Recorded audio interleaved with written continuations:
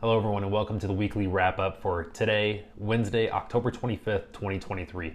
And like normal, what we're going to discuss is kind of the change in week to week between the new homes that just came on the market, the ones that went under contract, and also the ones that have closed for the four main communities, at least in the northwest suburbs of Chicago. So when you look at the new listings that just came on the market in comparison to last year, we actually started at 3,269 last week, and we're down a little bit to 3,123. Now again, we're talking about the end of March, and this is totally typical because we're very seasonal. We're normally before COVID, it would kind of follow this routine of it goes up and it goes down towards fall, and then right at the first of the year, it's going to start picking back up again. But with COVID, everything kind of changed and kind of changed completely the rules of the game, and we're not really as seasonal as we used to be. But as you can see, less people are putting their homes on the market, just kind of in preparation for that winter time. Now the under contracts went from 1623 and we actually shot up a little bit to 1677.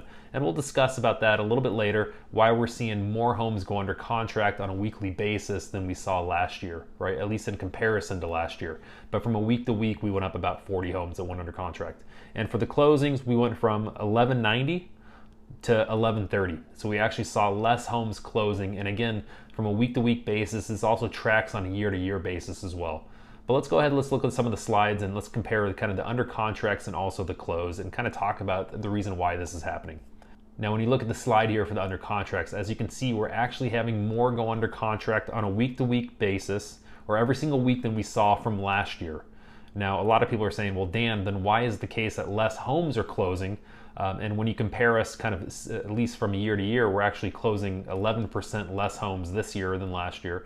And the reason why we're seeing more homes go under contract is there's also a lot of those homes that are going under contract. They're probably being recorded somewhat twice, right? Because you'll see, and I'm sure you've seen articles that have come out as well, buyers are going under contract and they're also canceling the deal.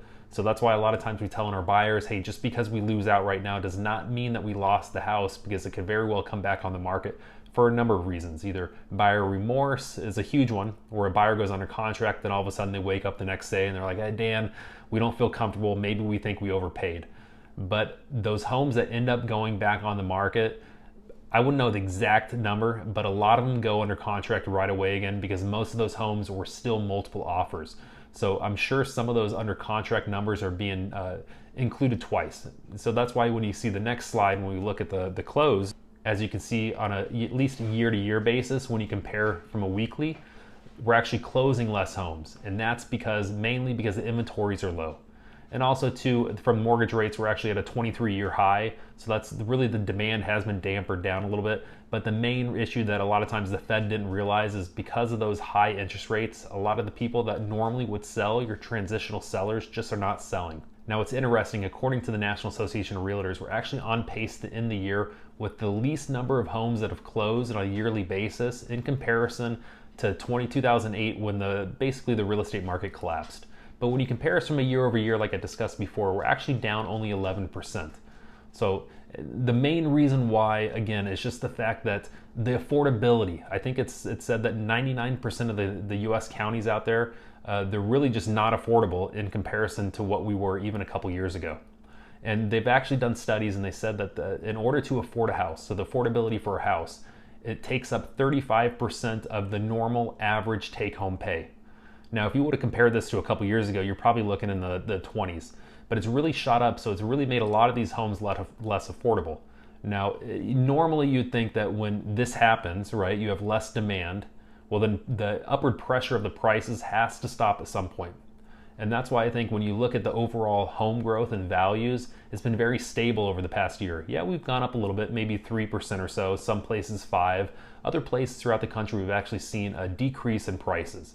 At least in the Chicagoland area, we haven't seen that. It's really because the type of buyers that have bought here are they're here, the primary homes, right? As opposed to when you look at Las Vegas or you look at Florida or a lot of these other kind of destinations, you had a lot of these, especially in Arizona, you had a lot of these corporations that have bought these homes either for Airbnb or just vacation rentals or any type of rental stuff like that. At least in the Chicagoland area, that really wasn't the case. So we had a lot of primary buyers that are buying up the homes. And when they have that low interest rate, they're going to stay here.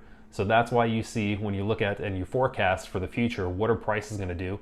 Chances are it's going to be very stable for a little bit. And then once those interest rates do start ticking down, then naturally what's going to happen is you have more people can afford a house. So when you have more affordability now you have more demand.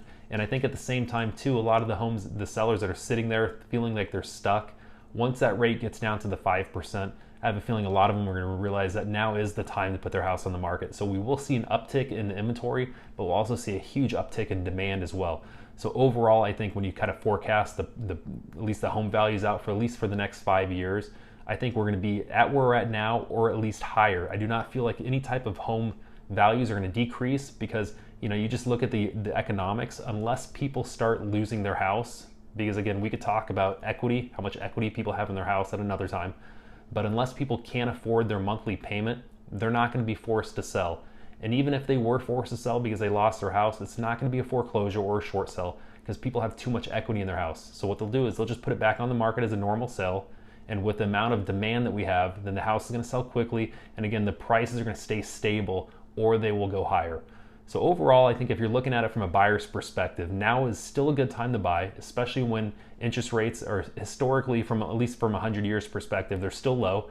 Right now, they're hovering close to 8%. Now, I know they're not what they were a couple years ago, but the chances are that we're going to go back to below 5 is probably never going to happen in our lifetime again. But once those rates do tick down to the 6s and maybe even the high 5s, you will see a lot more competition out there. So really, I think a lot of times if you're thinking about buying, you really have to think about your motivation of why you're going to purchase in the first place. And think about that, think about the location, and overall, think about really what you want to spend, at least in your monthly budget.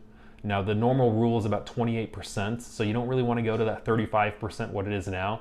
So really what you'd want to do is talk to a lender and come up with that budget that you feel comfortable with. Because there's no better time to buy than now, because when you sit back in 5 years and you see prices are even higher than they are today, you're going to sit back and kick yourself wishing you would have bought now.